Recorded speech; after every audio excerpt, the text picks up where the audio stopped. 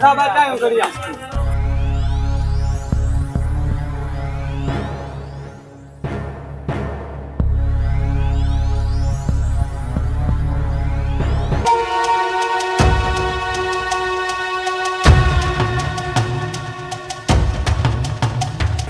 कल साहब दिन खा रहे थे